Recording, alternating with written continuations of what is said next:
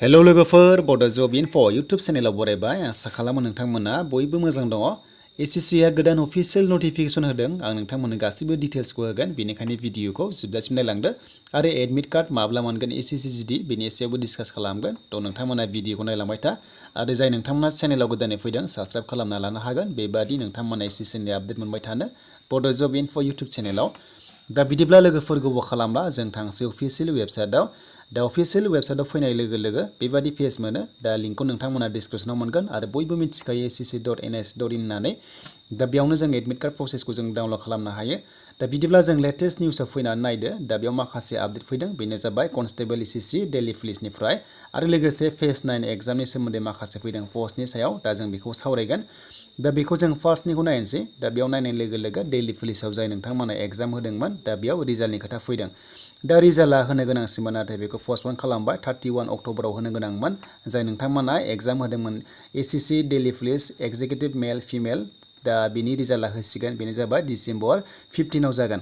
थ' डिसेम्बर 15 जानाय लोगो लोगो नोंथांमोना गाव गावनि रिजाल्टखौ नायनो हासिगोन। दा बेखायनो लोगोफोर जाय नोंथांमोना एग्जाम होदोंमोन दा बिनि रिजाल्टआ ओंखारगोन 15 डिसेम्बराव आरो जायफोरा पास जायो नोंथांमोना रानिं खालामनांगोन आरो रानिं खालामखांनायनि उनाव पास जायोब्ला नोंथांमोनखौ मेडिकेल लागोन अब्ला नोंथांमोननि साख्रिया जाना फैगोन। दा लोगोफोर जोबोद मोजां दिल्ली पुलिसाव जाय नोंथांमोना एप्लाइ खालामदोंमोन फाइनालि नोंथांमोना डिसेम्बर जानाय लोगो लोगो रिजाल्टखौ नुसिगोन। दानिया जों फेज 9 निखौ नायनोसै माखासे नटिस फैदोंमोन दा बेखौबो जों नायफिनबावनोसै। बेनिफ्राय एसएससि जिडि एडमिट कार्ड माबोरै मोननो हागोन जों बेखौबो सावरायगोन। दा जोङो नायनोसै फेज 9 नि माखासे पस्टनि सायाव। दा बेयाव नायदो लोगोफोर नटिसआ बेनो। दा फेज 9 नि थाखायबो नटिस फैदोंमोन केन्सेल खालामबाय माखासे पस्टखौ बेनो जाबाय नोंथांमोना बेयाव नुनो मोनदों। दा बे नाथाय जोंनि नर्थ इस्टनि थाखाय नंखायामोन दा मेडिकेल लेबरेटरिमोन। दा नोंथांमोना बेखौ नायदो। दा बेखौ जोंनो नांला नर्थ इस्टनि थाखाय नङा बियो दा जोंनि रिजननि थाखाय नङामोन।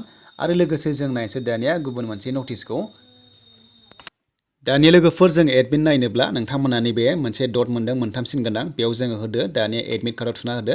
दा एडमिट कार्डआव थुनाय लोगो लोगो जोङो माखासे रिजन मोनो बेयाव नोंथांमोना नर्थ इस्टार्न रिजनाव थुना हो। दा बे रिजनाव थुनाय लोगो लोगो जोङो माखासे प्रसेसआव जों फैनो हायो। दा जों एडमिट नायनो हायो आरो बेयाव।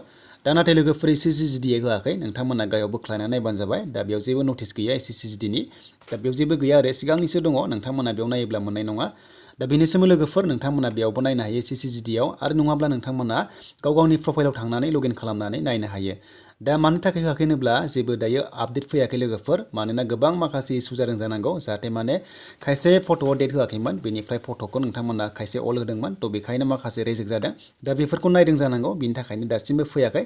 नाथाय सिगांनि बोसोरनि बादिब्ला एडमिट फैबायमोन थ' दायो फैयाखै। दा जेब्ला फैगोन आं नोंथांमोननो थाबैनो आपडेटखौ होगोन। दा बेनिसिम लोगोफोर एसएससि जिडिनि माखासे आपडेट। दा नोंथांमोना नायनानै मोजां मोनोबा लाइक कमेन्ट शेयार आरो जाय नोंथांमोना चेनेलाव गोदानै फैदों साबस्क्राइब खालामदो बड' जब इनफो इउटुब चेनेलाव बेबायदि आपडेट मोनबाय थानो।